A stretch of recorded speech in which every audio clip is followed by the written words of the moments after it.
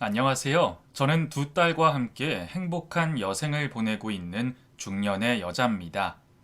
올해 여름이 유독 길고 더워서 시원해질 가을만 기다렸는데 날씨가 갑자기 이렇게 또 바뀌네요.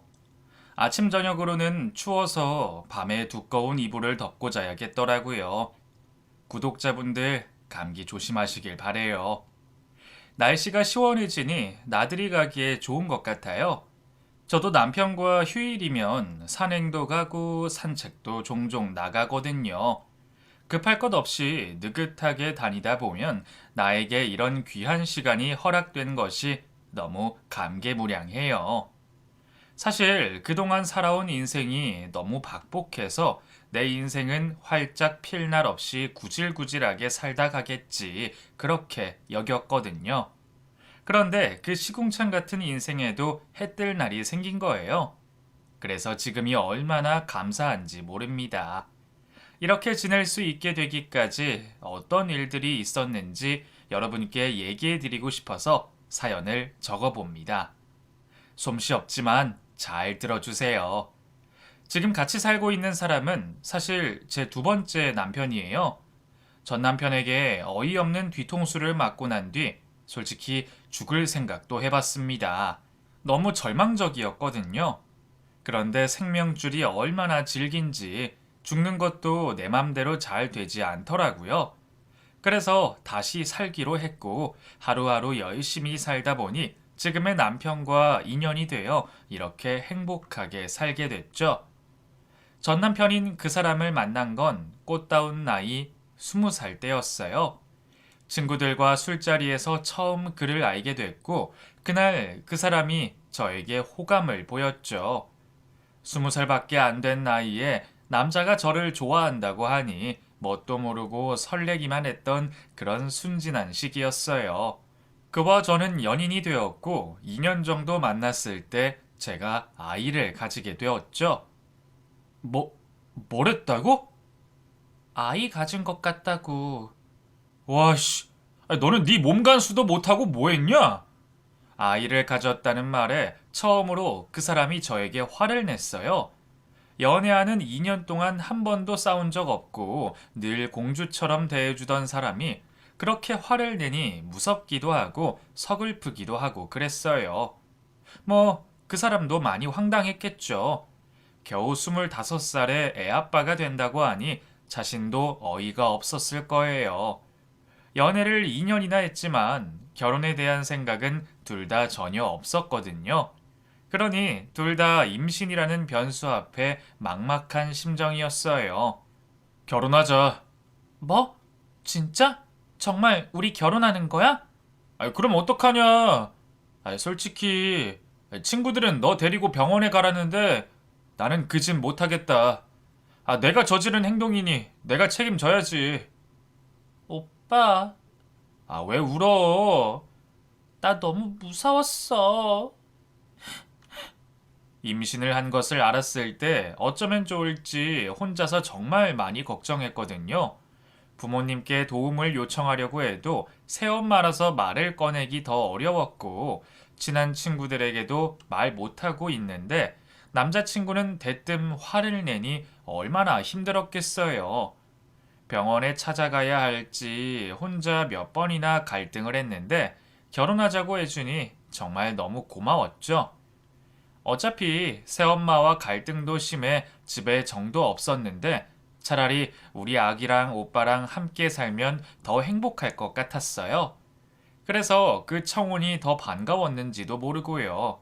그 사람과 결혼을 약속하고 처음으로 그의 어머니를 만났을 때 저를 반겨주실 거라는 제 예상과 달리 너무나 저를 싫어하시는 모습에 상처를 많이 받았어요.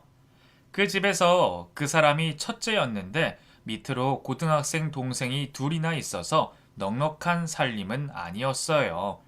그리고 어릴 때 아버지가 돌아가셔서 엄마 혼자 아들 셋을 건사하셨으니 얼마나 힘이 드셨겠어요. 그 사람이 이제 겨우 직장에 자리 잡고 집안 살림에 보탬이 되고 있는데 느닷없이 결혼을 하겠다고 해서 어머님이 많이 걱정하셨다고 하더라고요. 동생들 졸업이라도 하고 난 뒤에 결혼을 하라고 하시면서요. 그런데 아기가 있으니 그렇게 할 수가 없는 거죠. 너는 다 큰 애가 덜컥 애를 가지면 어쩌자는 거니? 남자 인생 말아먹으려고 작정한 거야? 네? 아니에요, 어머님. 어머님이라는 소리도 듣기 싫다. 나 참. 그래, 너네 집에서는 뭐라고 하시니? 집에는 아직 말씀 못 드렸어요. 뭐? 아직 얘기도 안 했어? 너 정말 대책이 없구나. 어머님을 만나는 시간 내내 잔소리를 하시는데 나중에는 제가 울상이 되었어요. 니 탓이다. 남자 인생 말아먹는다. 대책 없다. 어쩔 거냐. 이렇게 탓하는 소리만 계속 하시는데 어느 강심장이 버텨낼 수 있겠어요. 더군다나 그때 제 나이가 겨우 22살이었는데 말이에요. 중간에 그 사람이 끼어들어서 겨우 이야기가 마무리되었고 저희는 결혼하겠다고 강하게 말을 하니 어쩔 수가 없으셨는지 입을 닫으시더군요. 그 뒤에 저희 집에도 알렸어요. 아이가 생겼고 그래서 결혼을 하겠다고 하니 제가 집에서 나가는 게 좋은 건지 별말 없이 결혼을 허락해 주셨어요. 하지만 저를 한심한 눈으로 쳐다보는 아버지의 눈빛은 똑똑히 보았죠. 엄마와 헤어지고 나서 저를 맡으신 아버지는 저를 그다지 예뻐하지 않으셨는데 제가 중학생이 되고부터는 아예 저를 무시하시더라고요. 새엄마가 뭐라고 이간질을 시켜놨는지 모르겠지만 종종 저를 한심한 눈으로 쳐다보시고는 했어요. 그날도 어김없이 그런 눈빛을 하셨고요. 그러니 제가 그 사람과의 결혼을 어쩌면 탈출구로 여겼는지 모릅니다. 미움만 받는 인생이 너무 불행해서 그래서 그곳을 벗어나고 싶어서 말이에요. 저희는 결혼식도 올리지 않고 바로 살림을 시작했어요. 제가 임신한 게 남사스러워서 사람들 못 부른다는 게 이유였죠. 그 사람에게 청혼을 받고 나름 새하얀 웨딩드레스에 축하받는 모습을 상상도 했었지만 단호한 시어머니의 말씀에 주눅이 든 저는 결혼식을 나중으로 미룰 수밖에 없었어요. 나중에 우리 콩알이 태어나고 나면 결혼식 올리자. 알았지? 그때는 내가 신혼여행도 해외로 예약할 거야. 가서 우리 신나게 놀다 오는 거지. 좋지? 응, 알았어. 결혼식을 못하게 돼서 시무룩한 저를 보며 그 사람이 약속을 해줬어요. 근사한 곳으로 꼭 신혼여행을 갈 거라고요. 그런데 그때 약속한 신혼여행은 아직도 못 가봤네요. 어차피 이제는 그 사람을 만날 일도 없지만 말이에요. 저희 결혼 생활은 저희 집에서 시댁으로 옷가지가 든 가방 하나 옮기면서 바로 시작되었어요. 신혼집을 따로 구할 여력도 없어서 그의 본가에서 그 사람이 사용하는 작은 방이 우리의 신혼방이었죠. 분가하는 것도 아니라서 제가 덮고 잘 이불 세트 하나만 들고 들어갔는데 그걸로 시어머님이 얼마나 많이 구박했는지 모릅니다.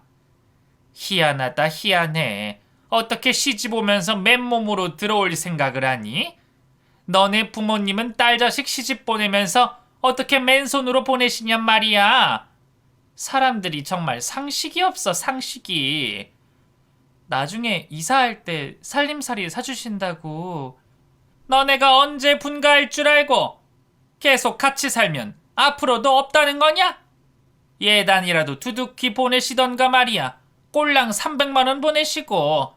아휴, 속 터져. 시어머님은 저희 부모님께 서운하다며 저에게 대놓고 말씀하셨어요. 그런데 저희 아버지는 아버지대로 서운하시다고 하셨죠. 남의 귀한 딸 데려가면서 결혼식도 안 올리고 입 싹 닦다니. 참나. 임신한 게 뭐 그리 큰 죄라고. 배 불러오기 전에 얼른 치르면 될 것을. 그 집 아들 장가 보낼 돈도 없는 거 아니야? 너 이렇게 시집가도 괜찮은 거야? 예단비도 안 보내려다가 그래도 마음이 불편해 300만 원을 마련하신 거였어요. 그런데 그 돈이 적다고 시어머님은 성하시고 아버지는 결혼식도 안 올리고 데려간다고 쌍놈 집안이라며 욕하시고 두 분 사이에 끼어서 얼마나 마음이 힘들던지 그나마 마음고생 심한 신혼생활을 버틸 수 있었던 건 뱃속의 아이와 다정한 남편 덕분이었어요. 지금은 그때 그 남편의 꼬라지도 보기 싫고 진절머리가 나지만 그때만 해도 저를 참 많이 아껴줬거든요. 점점 불러오는 배를 보면서 태어날 아이에 대해 기대도 하고 시어머님께 혼이 나서 울고 있으면 기분 전환 시켜준다며 저를 데리고 나와 맛있는 아이스크림도 사주고 도넛도 사주고 그랬어요. 일을 마치고 집에 올 때는 꼭 제 간식을 몰래 들고 와서 밤에 둘이서 같이 먹고 그랬는데 지금 생각해보니 저를 많이 예뻐해 줬던 사람이 왜 나중에 뒤통수를 쳤던 건지 안타깝네요. 사랑이 변해서 말이에요. 결혼 전부터 제가 마음에 들지 않으니 뭘 해도 밉상을 받던 저는 시집살이도 혹독하게 합니다. 뱃속에 아이가 있든 없든 별로 중요하지 않는 것 같았어요. 시어머님은 고등학교를 다니는 시동생 둘도 챙겨야 하고 아침잠이 없는 시어머님을 위해 일찍 일어나 식사 준비를 해야 했어요. 생선이며 명절이며 집에서 음식하는 걸 좋아하셨고 떡과 만두 같은 것들을 죄다 집에서 직접 만들어 드셨어요. 뭐든 정성이 중요한 거야. 쉽게 돈 주고 사서 정성 들이는 건 다 가짜야, 가짜. 라고 하시며 주방에 물이 마를 틈이 없었죠. 특히 시아버님의 제삿날이 되면 더 힘들었고요. 그래도 제가 맷집이 좋은지 그 와중에도 아이는 흐르지 않고 잘 붙어 있었어요. 그리고 건강하게 태어났는데 딸이었죠. 너도 알지? 우리 집엔 네가 맏며느리인 거. 다음에는 아들 낳아야 한다. 아들? 막 태어난 꼬물거리는 딸을 내려다보며 아들 타령을 하시는 시어머님. 참 모진 사람이었어요. 어쩜 그렇게 남 기분 따위 생각하지 않고 하고 싶은 말씀을 다 하시는지. 그래서 그런지 주위에 친구도 없으셨어요. 외출을 거의 안 하셨으니까요. 그러니 제가 얼마나 숨막히는 결혼 생활을 했겠어요. 지금까지 병 안 걸리고 잘 살고 있는 것도 보면 제가 대견하게 느껴질 정도니까요. 아들만 셋 낳으셨으니 그 위세가 얼마나 대단하셨을지 상상이 되시죠? 물론 제 앞에서만 부릴 수 있는 위세였고요. 누가 뭐 알아주나요? 시아버님이 돌아가시면서 그쪽 친척들과는 거리가 멀어져 얼굴도 안 보고 살았는데 말이에요. 제가 기분이 나쁘든 말든 하고 싶은 말들 툭툭 내뱉으시니 병원의 간호사들이 고개를 절레절레 저을 정도였어요. 그래도 그 고된 시집살이를 견딜 수 있었던 건 남편인 그 사람이 알아줬기 때문이었는데 어느 순간부터 그 남편이란 인간이 돌변하기 시작했어요. 마음이, 사랑이 변한 거죠. 반찬 이것밖에 없어? 고기 좀 사, 고기. 내가 번 돈으로 반찬도 제대로 안 해놓고 뭐 하는 거냐 너는? 아침부터 무슨 고기 타령이에요. 저녁에 삼겹살 사놓을게요. 풀떼기 반찬만 먹고 나가서 어떻게 힘써? 진짜 아침부터 기분 잡치게. 애미야, 너는 좀 알아서 못하냐? 3살배기 아이를 키우면서 장 보는 것도 힘들어 어쩌다 고기 반찬을 빼먹으면 그렇게 난리를 쳤어요. 고기가 없어서 생선을 구워놨는데도 생선은 고기가 아니다 이거였죠. 고기보다는 생선을 좋아하는 시어머님도 흰쌀밥에 맛있게 먹다가도 그 사람이 큰 소리를 치면 덩달아 저더러 야단을 치며 잔소리를 해댔어요. 그야말로 저를 못 잡아먹어 안달인 사람들이었죠. 시동생들도 그다지 도움이 되지 않았어요. 팬티 한 장도 제대로 못 찾아 입어서 저에게 찾아달라고 할 정도였으니까요. 형수, 내 빨간색 팬티 어딨어? 서랍에 없어요? 없잖아요. 오늘 여자친구 만나서 그거 입고 나가야 하는데. 까만색은 안 돼요? 됐어요. 빨래 좀 제때제때 해놔요, 진짜. 이런 식의 대화를 하고 나면 기분이 저 바닥까지 떨어지는 것 같았어요. 집안에서 누구 하나 내 편이 없었고 저는 점점 지쳐가기만 했죠. 그렇다고 친정 부모님이 저를 챙겨주시는 것도 아니니 저는 점점 마음 둘 곳이 없어졌어요. 그나마 끈을 놓지 않을 수 있었던 것은 말귀를 이제 알아듣고 예쁜 짓 하는 첫째와 뱃속에서 자라고 있는 둘째 덕분이었어요. 그 두 아이가 없었다면 아마 일찌감치 그 집안에서 도망쳤을 거예요. 그만큼 결혼 생활이 너무 힘들었어요. 그 사람은 자동차 회사의 부품을 하청받아 만드는 공장에 다녔는데 그나마 월급이 다른 데보다는 많이 받는 편이었어요. 그런데 딸린 식구가 많잖아요. 게다가 아이들까지 매달 월급을 받아오면 남는 날보다 모자란 날이 더 많았어요. 저라도 보탬이 되고자 일하러 가고 싶었지만 어린아이 둘을 챙기느라 그럴 수가 없었고 어머님이 나가서 일을 하시긴 했지만 허리가 아프셔서 일하는 시간이 짧은 데만 일을 했어요. 상황이 이러하니 집에서 늘 허리를 졸라매고 살아야 했죠. 그러면서 매번 고기 반찬 투정을 부리니 도축장까지 일부러 가서 고기를 사오고는 했어요. 왕복 1시간 30분은 걸리는 거리를 오가면서요. 그래도 그렇게 노력하면서 살고 있으니 언젠가는 살림이 피겠지. 그런 희망을 가지고 살았는데 그런 희망도 저에게 사치인 양 그 사람이 대형 사고를 치고 맙니다. 금융사고가 났는데 적은 금액도 아니었어요. 그것도 빨리 얘기 안 해주고 집안에 빨간 딱지를 붙이러 들이닥친 후에야 모든 상황을 알게 됐죠. 당신들 뭐야? 이런 거 왜 붙이는 거야? 이거 놓으세요. 공무집행방해입니다. 이러지 마세요. 아니 왜 이러냐고요? 여기 우리 집이에요. 상황은 황재민 씨한테 들으시고 이거 놓으세요. 저희도 바쁜 사람들이에요. 남자들 너댓이 와서는 온 집안에 빨간 딱지를 붙여놓고 사라졌어요.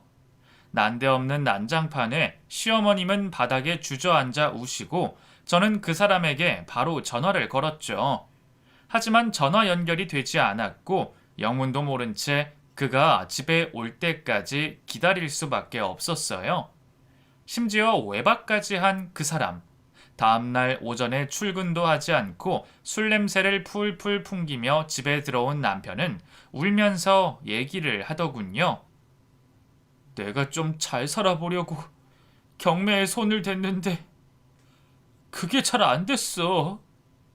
분명히 김 과장님이 돈 된다고 해보라고 해서 한 건데 나도 이렇게 될 줄은 꿈에도 몰랐지. 미안하다. 아파트 경매에 투자했는데 종잣돈도 없이 집 담보로 대출을 내서 뛰어든 모양이었어요. 그러다 부동산 경기가 안 좋아지자 그 대출금 이자도 낼 상황이 안 됐고 그동안 빌릴 수 있는 곳은 싹 다 돌면서 돈을 빌린 것 같았죠. 상황을 알고 나서 사방팔방 다 알아보러 다녔어요. 하지만 이미 손을 쓸 수 있는 단계는 넘어섰더군요. 별 수 없이 살던 집을 비워줘야 했어요. 상황이 일이 되자 도련님 둘은 나가 살기로 했고 시어머님과 저희 네 식구가 지낼 곳을 구해야 했습니다. 그 와중에 어디 가서 돈을 빌릴 수 있겠어요. 별 수 없이 친정 아버지를 찾았죠. 다행히 친정 아버지는 혀를 끌끌 차면서도 지하 반전세 방을 구할 수 있을 정도의 돈을 빌려주셨어요. 언젠가 결혼식을 올릴 것 같아 따로 마련해둔 돈이라고 하시면서요. 아버지, 고맙습니다. 나도 이제 나이 들어서 돈 벌 데도 없어. 이번이 마지막이니 제대로 좀 하고 살아. 네. 고맙습니다, 장인어른. 그렇게 위기를 겨우 넘길 수 있었어요. 비바람 피할 방을 구할 수 있어서 얼마나 다행이던지. 그때 계절이 초겨울에 들어설 때였거든요. 애들도 어린데 노숙하게 될까봐 얼마나 맘졸였는지 몰라요. 하지만 그게 끝이 아니었죠. 첩첩산중이라는 말 아시죠? 산 넘어 또 산. 사람이 사는 게 누워 잘 곳이 있다고 다 해결되는 건 아니잖아요. 먹을 것도 있어야 하고 입을 것도 있어야 하고요.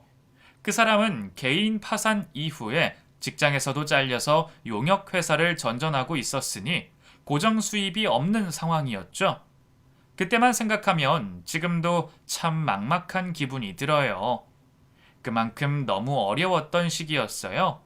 그 사람은 용역 회사에 계속 나가고 저도 일자리를 구했는데 마침 집 근처에 직원을 구하는 곳이 있어서 가게 되었어요. 인터넷 쇼핑몰을 운영하는 곳이었는데 포장하는 직원을 구해서 그 일을 하게 되었죠. 지금은 인터넷으로 쇼핑하는 게 익숙해졌지만 당시만 해도 인터넷으로 뭘 산다는 게 어려운 시기였죠. 제가 일하던 곳은 해외 수입품을 직구해서 판매하는 곳이었는데 단가가 비싸다 보니 꽤 벌이가 넉넉하더라고요. 생활 잡화 같은 것들을 주로 다뤘고 생전 처음 보는 물건들이 신기해서 포장하면서 구경도 하고 정말 재밌게 일을 했어요. 개인이 운영하는 곳이었지만 직원이 5명이나 될 정도로 규모가 제법 있었는데 처음에는 어리버리하게 일을 했지만 몇 달이 지나니 그곳이 어떻게 돌아가는지 눈에 훤히 보이더군요. 거기서 번 돈으로 5식구 생활비를 썼는데 덕분에 배부르게 아이들 챙겨가며 지낼 수가 있었어요. 자연히 저는 제 가게처럼 일을 해줬고 어느새 회사의 전반적인 업무를 제가 다 챙길 수 있을 정도로 일을 능숙하게 할 수 있게 됐어요. 사장님도 제가 일을 꼼꼼하게 하는 걸 눈여겨보셨는지 점점 그곳에서 중요한 일을 맡아서 하게 됐고 사장님이 없어도 제가 알아서 할 수 있을 정도의 수준으로 됐어요. 야, 너네 사장 돈 많이 벌지? 이번에 보니까 차 새로 뽑았던데? 신형 벤츠 맞지? 사장님이니까 당연히 돈 많이 벌지. 직원인 나랑 같아? 그러지 말고 네가 직접 해봐. 사장 밑에서 일하는 거 다 배웠을 거 아니야. 그 사람은 저에게 직장을 그만두고 제 사업을 해보라고 부추겼어요. 일하는 방법 다 아는데 왜 직원으로 그냥 있느냐 이거였죠. 그 사람 말대로 혼자서 얼마든지 일을 할 수는 있지만 왠지 그러고 싶지 않았어요. 저희 가족 정말 힘들 때 사장님이 저를 써주셨기 때문에 힘든 시기를 잘 지날 수 있었는데 조금 나아졌다고 뒤통수를 치고 싶지 않았거든요. 그런데 그 인간은 그런 도의적인 양심도 없는지 계속 저를 유혹하더군요. 하지만 끝까지 저는 안 된다고 했어요. 미천도 없을 뿐더러 의리를 지키고 싶었으니까요. 내 사업은 단념하고 있던 그 찰나에 저에게 거짓말 같은 기회가 왔어요. 퇴근하려고 하는데 사장님이 저더러 얘기 좀 하자고 하시더라고요. 내가 몸이 좀 안 좋아. 그래서 말인데 자네한테 내 사업체 넘길까 해. 네? 정말요? 아니 그래도 이렇게 갑자기... 갑자기 아니야. 내가 자네 오래 지켜보고 있었어. 이런 생각한 거는 한참 됐어. 사장님. 사장님은 지금의 저처럼 중년의 여자분이셨는데 자궁암에 걸렸다고 하셨어요. 그동안 돈 번다고 몸도 돌보지 않고 애써왔던 게 다 부질없이 느껴진다면서 모든 사업체를 접으신다고 하시더라고요. 그러면서 저에게 그 사업체를 넘기고 싶다고 하신 거죠. 갑작스런 제안에 깜짝 놀랐지만 왠지 이게 기회라는 느낌이 들었어요. 다른 건 몰라도 이 기회는 꼭 잡아야 한다. 그런 감이 강하게 들더라고요. 회사를 인수받을 돈이 부족하다고 하자 벌어서 갚으라며 사장님이 배려를 해주셨어요. 덕분에 저는 제 사업을 시작할 수가 있었죠. 그렇게 쇼핑몰 사업을 하면서 저는 모든 시간을 회사 운영에 올인했어요. 집에는 옷을 갈아입거나 아이들과 저녁 식사를 하러 갈 때를 제외하고는 왼종일 사무실에 붙어 있었습니다. 벗어나고 싶었어요. 가난에서 벗어나서 저도 아이들에게 해주고 싶은 것들 마음껏 해줄 수 있는 그런 엄마가 되고 싶었어요. 그리고 남편과 시어머님의 무시에서도 벗어나고 싶은 그런 간절함이 있었죠. 밤낮이 없는 시간이 계속되고 점점 제 사업은 자리를 잡아가기 시작했어요. 그리고 만 3년이 되었을 때 회사를 인수한 빚을 모조리 다 갚을 수 있었습니다. 채무 관계를 완전히 다 끝냈을 때 얼마나 기쁘던지 눈물이 그냥 줄줄 흐르더라고요. 전 사장님도 저에게 수고했다고 등을 두드려 주셨고요. 그렇게 읽어내기까지 쉽지만은 않았거든요. 물건이 해외에서 들어오다가 실종돼서 몇천만 원 손해볼 뻔도 하고 진상 고객들 때문에 반품 재고가 쌓여서 처리 못했던 일이며 그 순간순간 정말 무너지기 전까지 억지로 부여잡고 버텨왔던 날들이 파나로마처럼 지나가더라고요. 빚을 청산하면서부터 쇼핑몰을 한 개 더 오픈했어요. 하는 방법을 아니까 운영하는 건 힘들지 않았는데 자금이 문제였거든요. 매달 상환해야 했던 돈들을 이제는 투자할 수 있는 돈으로 쓸 수 있으니 사업을 확장해야겠다고 생각했고 저의 판단력은 들어맞아 저는 그야말로 대박을 치게 됩니다. 돈이 통장으로 들어오기 시작하는데 와, 정말 감당이 안 될 정도였어요. 내 인생에 이렇게 많은 돈을 만져볼 수 있을 줄은 정말 꿈에도 몰랐죠. 저는 그 돈으로 집도 이사하고 차도 사고 아이들 방도 공주님처럼 꾸며주고 그동안 못해줬던 것들 다 해주기 시작했어요. 우와, 엄마, 이 방이 진짜 내 방이야? 그럼 우리 소정이 혜정이 방이지. 어때? 마음에 들어? 응, 너무 예뻐. 우리 엄마 짱! 당신 차 타봤어? 아, 역시 벤츠라 그런지 승차감이 장난 아닌데? 이야, 진짜 딴 세상이다. 애미야, 네가 우리 집 복덩이다. 최고 복덩이. 그 사람과 시어머님도 저를 대하는 행동이 완전히 바뀌었어요. 무시무시 개무시하던 사람들이 제게 복덩이라며 웃어주고 칭찬해주는데 처음에는 적응이 안 돼서 소름이 다 돋을 정도였다니까요. 그래도 그런 칭찬들을 들으니 기분은 좋았어요. 내 평생 들어볼 칭찬은 그때 다 들은 것 같을 정도로요. 그런데 뭐든 과하면 독이 된다고 하죠. 저는 정말 제 모든 걸 다 갈아 넣어서 회사를 운영했는데 불로소득이 생긴 남편과 시어머님은 그것을 악용하더라고요. 그 사람은 통장에 돈이 쌓이니 가만히 두면 안 된다면서 재테크로 땅을 사자고 하더군요. 이미 재테크로 피를 본 저는 절대로 안 된다고 했지만 포기를 모르는 인간이 계속 하고 싶다고 조르는 통에 아주 사람을 못 살게 구는 거예요. 결국 스트레스가 한계까지 쌓인 저는 얼마 돈을 주고 알아서 하라고 했어요. 그랬더니 좋다고 전국을 돌아다니기 시작하더군요. 솔직히 돈을 불려올 거라고 기대하고 준 건 아니었어요. 없는 돈 셈 치고 준 돈이었거든요. 너무 사람을 들들 볶으니까 벗어나고 싶어서 그렇게 했던 건데 이 인간이 정신을 못 차린 건지 땅 보러 다니면서 바람이 났더라고요. 멍청하게 제가 준 카드로 모텔을 들락날락거리니 제가 어찌 모를 수가 있겠어요. 하는 짓이 어쩜 그리 저급하고 실망스러운지 바람 피우는 걸 알았을 때 딱 이혼하고 싶었어요. 그런데 우리 애들이 눈에 밟혀서 그 애들 덕분에 여기까지 왔는데 싶어서 딱 한 번만 봐주기로 했죠. 그것도 제 앞에서 무릎까지 꿇고 싹싹 빌고 각서까지 써서 봐준 거였어요. 시어머님은 없이 살던 사람이 돈이 생기니 허영심부터 생겨서는 백화점을 무슨 집 앞 슈퍼 가듯이 그리 하는 겁니다. 집에 먹을 거 사는데도 매번 백화점 식품관을 가고 거짓말 안 하고 정말 한 달에 한 번씩 명품백을 사들이는데 나중에는 정말 너무한다 싶었어요. 두 모자가 내 등에 빨대 꼽고 아주 쪽쪽 빨아먹는데 기생충도 이런 기생충이 없구나 싶더라니까요. 아무리 통장에 돈이 들어온다고 해도 제가 자는 시간도 없이 일을 해서 번 돈인데 마치 거저 생기는 돈처럼 마구 써대니 사람이 싫어지더라고요. 제가 오죽하면 남편과 시어머님을 기생충에 비유를 했겠어요.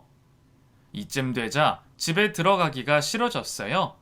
이 사람들은 나를 아끼지도 않고 이용만 해먹는구나 싶으니 연을 끊고 싶어지더라고요.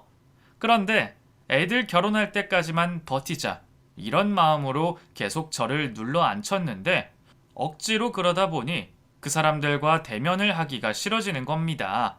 그래서 집에 잘 안 들어갔어요. 애들이야 회사로 오거나 밖에서 만나 얼굴 보면 되는 일이라 그렇게 만나고 집에 옷 가지러도 안 들어가게 됐죠.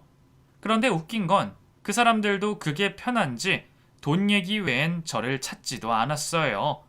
결국 필요에 의한 최소한의 만남만 하게 되는 거였죠. 우리 여행 가자. 여행? 어느 날 뜬금없이 전화가 와서는 여행 타령을 하는 그 사람이었죠. 우리도 해외여행 한번 가자고. 요즘 해외 여행 많이 가. 내 친구들도 전부 여름 휴가 동남아로 다녀왔더라. 잠잘 시간도 모자란데 무슨 여행이야. 가자, 응? 가고 싶다고.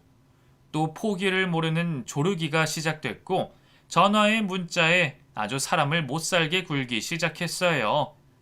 목소리 듣기도 싫어진 저는 저 빼고 다녀오라고 했어요.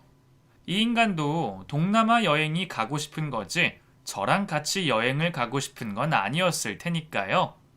그게 정답이었는지 냉큼 다녀오겠다는 몹쓸 인간.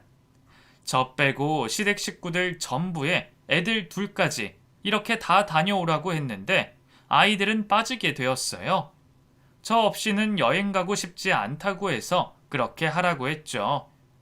난생 처음 해외여행을 간다고 시어머님은 또 백화점에서 쇼핑을 몇백 단위로 하셨더라고요. 카드 내역을 보면서 한숨이 나왔지만 며칠이라도 한국에 없는 게 어디야 싶어 애써 좋은 쪽으로 생각을 했어요. 드디어 여행 당일이 되고 한껏 들뜬 목소리의 남편 말로는 제가 없어서 너무 아쉽다고 했지만 진심이 아닌 걸 너무 잘 아는 저였죠. 인사치레로 즐거운 여행 되라고 해주고는 전화를 끊었는데 그날 영상통화로 시댁 식구들과 남편의 얼굴을 본 게 마지막이 되었어요. 베트남에 도착한 일가족이 실종이 되었거든요. 황당하시죠? 여행을 갔는데 실종이라니. 사실이에요.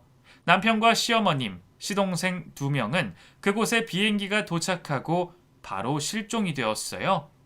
분명히 잘 도착했다는 문자를 받았는데 그날 이후로 그 누구에게도 연락이 안 되는 겁니다. 저는 너무 당황했고 발로 경찰에 신고를 해서 현지 경찰과 연결도 됐어요. 경찰에게서 기다리라는 말을 듣고 그날 뜬 눈으로 밤을 새웠지만 아무 성과가 없었어요. 혹시나 여행에서 돌아오는 날 공항에 나타나지 않을까 했지만 나타나지 않았어요. 가족들은 계속 실종 상태가 되었죠. 엄마, 조금 이상한데? 뭐가? 아빠가 편도 비행기만 끊었어. 할머니, 삼촌들 전부 다. 뭐? 이상하죠? 딸이 비행기 표를 확인했는데 희한하게 편도만 구매를 한 상황이더군요. 분명히 돌아오는 비행기 표도 같이 예매를 하는 게 관례인데 남편은 그러지 않았어요. 뭔가 의구심이 스멀스멀 피어났고 이걸 경찰에 알려야겠다고 생각하는데 전화 한 통이 옵니다. 이미진 씨? 그 남편분 정황상 사망하신 것 같습니다. 네? 사망이라뇨? 필리핀에서 연락이 왔고 피 묻은 여권을 발견했다는 소리였어요. 나머지 식구들은 여전히 실종이 된 상황이고 정황상 사망으로 추정된다는 소리였어요. 순간 저는 믿을 수가 없었습니다. 사이가 좋지 않았던 건 사실이지만 그것과 별개로 내 남편이 사망을 했다니 저는 충격을 받고 쓰러졌어요. 도무지 믿을 수가 없었거든요. 아이들도 충격을 받고 할 말을 잃은 상태이고 저도 일어나지 못하고 침대에 누워 있었어요. 이 갑작스러운 상황을 어떻게 받아들여야 할지. 회사 일도 팽개치고 집에 누워 있는데 부동산에서 연락이 옵니다. 일주일 뒤에 우리 집을 산 사람들이 이사를 들어오니 집을 빼달라는 말이었어요. 저는 또 한 번 충격을 받았죠. 집을 빼달라뇨? 그게 무슨 말이에요? 남편분이 집을 파셨어요. 그 지난주에 계약서 작성 다 하셨고 잔금도 다 치르셨잖아요. 뭐라고요? 저는 전혀 모르는 일이에요. 예? 이상하네. 어쨌거나 그 집은 이제 다른 분 집이니까 짐 좀 빼주세요. 마른 하늘에 날벼락도 유분수지. 나 모르게 집을 팔다뇨. 그것도 여행 떠나기 전에 전부 다 처리해 놨다니. 분명 나 몰래 한 짓들이었어요. 내 몰래 집을 팔아서 돈을 빼돌리려고 한 짓이죠. 그런데 사건은 거기서 끝나지 않았어요. 이번에는 회사 돈에 손을 댔더군요. 사장님, 그 전무님이 회사 통장에서 돈을 빼돌리셨어요. 뭐라고? 백수라는 꼬리표가 부끄럽다고 해서 전무라는 직함을 줬어요. 하지만 일하는 건 하나도 없었고 회사 일에 관여하지도 않았죠. 그런데 이 인간이 회사 통장에 손을 댔더라고요. 가만 보니 작정을 하고 돈을 빼돌린 거였어요. 저는 당장 경찰에 횡령으로 고소를 했습니다. 실종이 된 상황인 걸 알고 있었지만 상황이 이쯤 되자 실종도 모두 조작해서 한 짓이라는 게 명백했거든요. 하지만 수사를 할 수가 없었어요. 사람이 한국에 없으니까요. 수사를 받게 하려면 베트남에 가서 이 인간을 잡아와야 하는데 제가 무슨 수로 그렇게 할 수 있겠어요. 속이 터질 것 같더군요. 전화기는 불이 난 것처럼 울려댔고 수습할 수 있는 여력은 없었어요. 모두 그 인간이 저질러 놓은 일이었으니까요. 결국 저는 회사를 접을 수밖에 없었어요. 자금에 구멍이 났는데 메울 수 있는 방법이 없었죠. 집이라도 있었다면 어찌어찌 손을 써볼 수 있었겠지만 집까지 몽땅 팔아먹어서 도저히 다른 방법이 없었어요. 저는 좌절하고 말았습니다. 이렇게까지 그 사람이 제 뒤통수를 칠 줄은 꿈에도 몰랐어요. 그동안 가족을 위해 정말 헌신하며 살았는데 나 자신은 챙기지도 못하고 집안을 일으키려고 부단히 노력했는데 그 모든 것들이 물거품이 되고 말았어요. 참 살맛이 안 나더군요. 딱 죽고 싶은 심정이었어요. 그나마 제가 정신을 붙들고 있을 수 있었던 것은 저희 딸들 덕분이었어요. 엄마, 우리가 있잖아. 우리가 똘똘 뭉치면 다시 일어설 수 있어. 그래, 엄마. 괜찮아. 응? 그래. 너희가 있는데 무슨 걱정이니? 너희가 이렇게 내 곁에 있는데. 저희 세 모녀는 서로 부둥켜 안고 한참을 울었어요. 그 배신자는 아이들에게는 아빠잖아요. 저도 그렇지만 아이들도 충격받은 게 분명한데 엄마인 제가 이렇게 쓰러져만 있으면 안 되겠더라고요. 저는 다시 일어나기로 결심했고 살고자 다시 정신을 부여잡았어요. 그리고 맨 먼저 한 것은 그 사람의 사망 신고였어요. 경찰에게 사망 소식을 듣고 혹시나 하는 희망으로 장례식도 올리지 않았거든요. 하지만 더 이상 그런 희망은 품을 필요가 없었죠. 저는 바로 그 인간을 사망 처리했습니다. 모두 다 그 인간이 자초한 일이었어요. 저는 두 딸과 시골로 내려갔어요. 당분간 저를 추스를 시간이 필요했고 그러기에 도시는 너무 시끄럽더군요. 마침 예전 쇼핑몰 사장님이 시골에 갖고 있는 별장을 관리해줄 사람이 필요하다고 하셨고 많지 않은 보수였지만 제가 하겠다고 했어요. 그곳에 자리를 잡고 두 딸과 함께 지내기 시작했죠. 예전처럼 큰 돈을 버는 건 아니었지만 마음만은 정말 편했어요. 딸들과 못다 보낸 시간도 같이 보낼 수 있었고 못해줬던 집밥도 잔뜩 해서 챙겨줬어요. 가족 사진이 없어서 함께 사진도 찍고 동네 목욕탕도 가서 서로 등 밀어주기도 하고요. 제 인생에서 가장 행복하다 느꼈던 순간이 바로 그때가 아니었나 싶어요. 가진 걸 다 잃고 나서야 가장 중요한 게 보인 거죠. 저희는 그곳에서 다시 시작하기로 했어요. 두 딸들과 함께 쇼핑몰 사업을 다시 시작하기로 했거든요.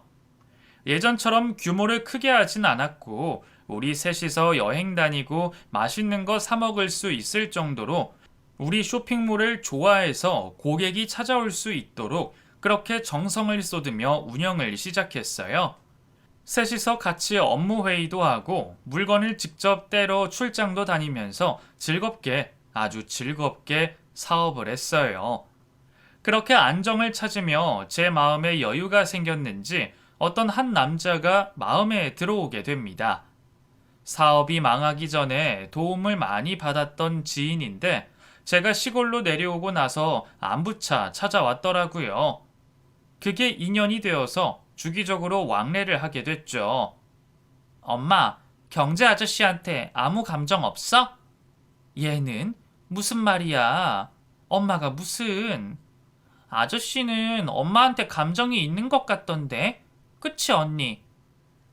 나도 느꼈지. 그리고 아무 마음도 없는데 여기까지 오시겠어?